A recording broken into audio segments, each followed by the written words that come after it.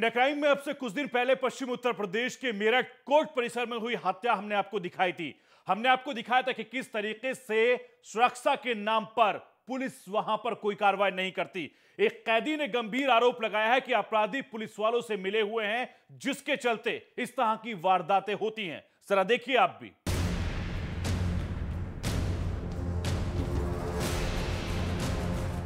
अपने हाथों में नोटों की गड्डियां दिखा रहा ये शख्स एक कैदी है। बागपत के रहने वाले राजू मुसल्लाम के इस कैदी पर कई तरह के गंभीर आपराधिक मामले पुलिस की फाइल में दर्ज हैं। लेकिन ये खुलेआम मेरठ की सदर हवालात में नोटों की गड्डियां दिखाते हुए पुलिस पर ही गंभीर आरोप लगा रहा है। सुनो कुछ लोग तो यहाँ ऐसे हैं भी इन लोगों पे जिनमें 10,000 में तो घटा दी उन्होंने तरह से क्या। सुना आपने किस तरह से राजू पुलिस को कटघरे में खड़ा कर रहा है। राजू खुद को वेस्ट यूपी के कुख्यात बदमाश योगेश बदोड़ा गैंग का सदस्य बता रहा है। इसका आरोप है कि जिस नितिन नाम के गवाह की एक दिन पहले मेरठ कोर्ट परिसर में हत्या कर दी गई थी, वो इसके ही विरोधी उधम सिंह गैंग का सदस्य था। राजू के मुताबिक दोनों गैंग के सदस्य एक दूसरे की खून के प्यासे हैं और अक्सर दोनों के बीच गैंगवार होती रहती है। राजू का आरोप है कि पैसों की खातिर पुलिस दोनों गैंग के लोगों से मिली हुई है, जिससे अक्सर दोनों तरफ के लोग मारे जाते हैं।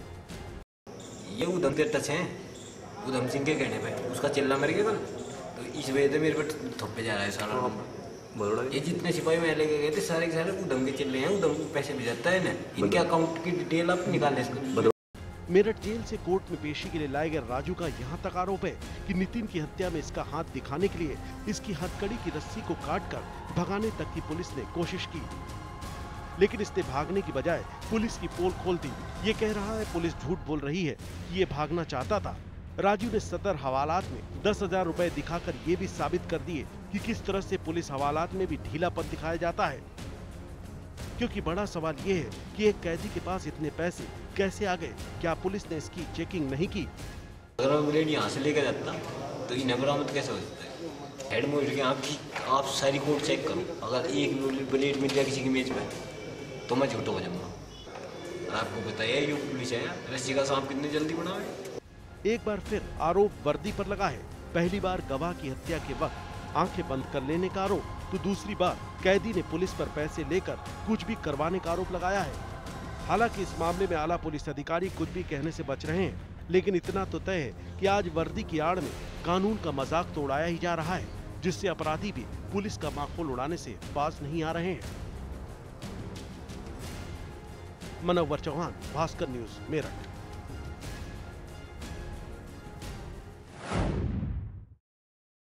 दिल्ली एनसीआर में तमाम ऐसे मसाज पार्लर हैं जहां पर सेक्स रैकेट चलता है। हम आपको दिखाते हैं कि दिल्ली से सटे फरीदाबाद में किस तरीके से मसाज पार्लर की आड़ में वहां पर सेक्स रैकेट चल रहा था। फिलहाल पुलिस ने कार्रवाई करते हुए कई लोगों का भांडाफोड़ किया है।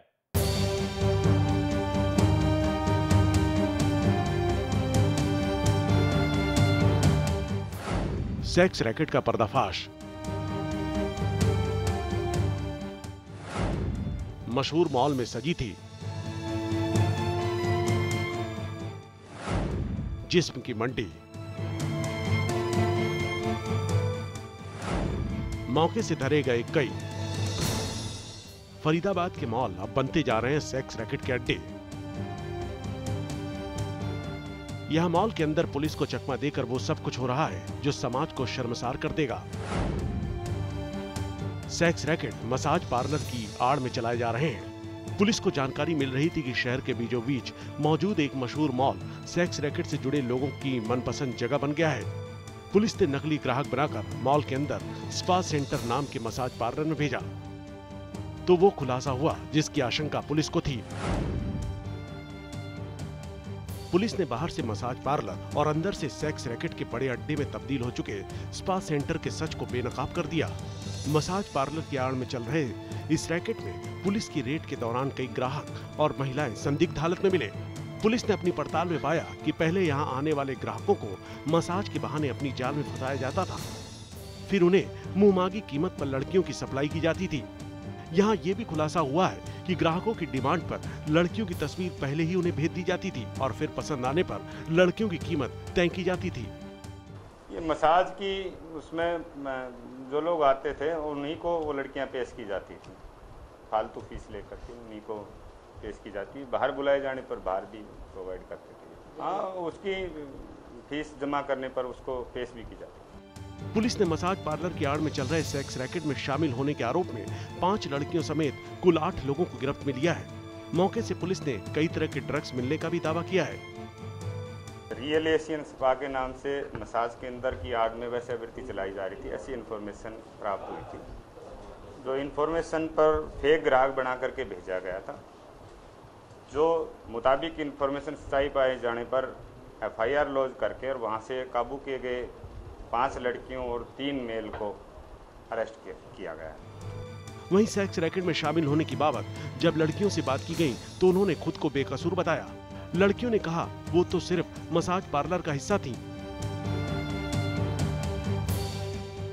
तो वहीं कुछ लोग इलाके के पुलिस अधिकारी पर खुद को फंसाने का आरोप लगाने लगे। सर हमें कुछ भी नहीं पता अंदर का, मैं तो सिर्फ नॉर्मल मसाज करते हैं हम सर 4-5 महीने हो गए।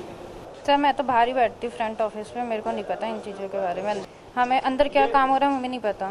गलत फंसाया गया हमें, बहुत गलत और जबरदस्ती चैलेंज करके SHO साहब ने। गलत गरीब आदमी क्या करेंगे बताओ, जी को तरीका तो नौकरी कर रहे हैं। पहले 6 महीने चैलेंज दे रखा, तुझे फंसाऊंगा और फंसा दिया।